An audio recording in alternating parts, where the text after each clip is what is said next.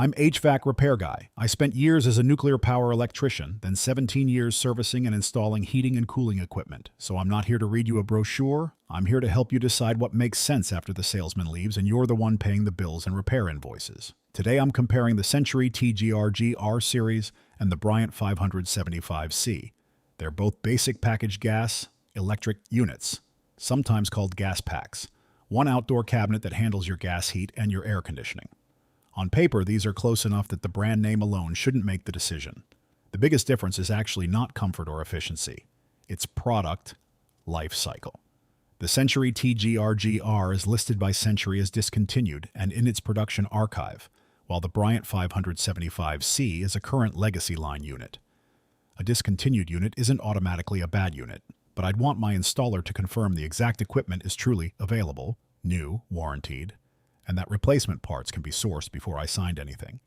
Performance-wise, they're very similar. The Century is rated at 14 SEER for cooling, while the Bryant is 13.4 SEER too. SEER is basically an efficiency score for air conditioning. Higher means less electricity used to remove the same amount of heat. Now, here's the trade-off. That difference may save the Century a little on summer electric bills, but it's not usually enough to outweigh a major difference in installed price, installation quality, or future part support. For heat, both are 81% AFUE. AFUE tells you how much of the gas you buy becomes usable heat in the house. Think of it like gas mileage. At 81%, roughly 81 cents of every gas dollar becomes heat and the rest goes out the vent. Since they're tied here, neither one gives you a heating bill advantage. And in a cold climate, that 81% number is worth thinking about.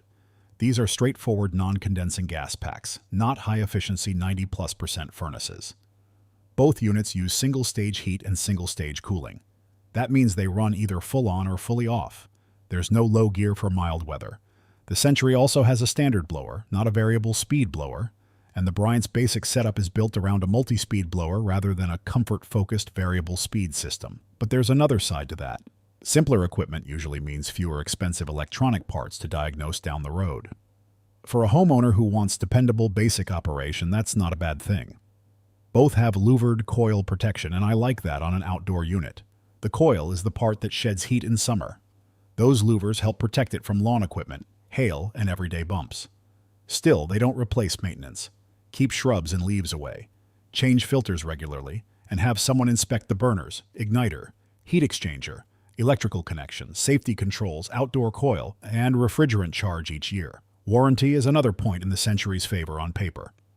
It shows 10 years on general parts and compressor coverage, 20 years on the heat exchanger, plus 1 year of unit replacement coverage. The Bryant shows 10-year general and compressor coverage with a lifetime heat exchanger warranty. Century makes sense if you have a legitimate, properly sized, new old stock TGRG-R at a meaningful discount, with full warranty confirmation and a contractor who can support it. You're getting a simple 81% AFUE, 14 SEER gas pack with protected coil construction. But I would not pay close to current model money for discontinued equipment. Bryant makes sense for the homeowner who values current production, dealer-backed installation, and a clearer path for future support. You're not buying more efficiency here, but you may be buying less uncertainty. If it were my house, I'd lean toward the Bryant 575C, provided the installed quote is fair and the contractor does good work.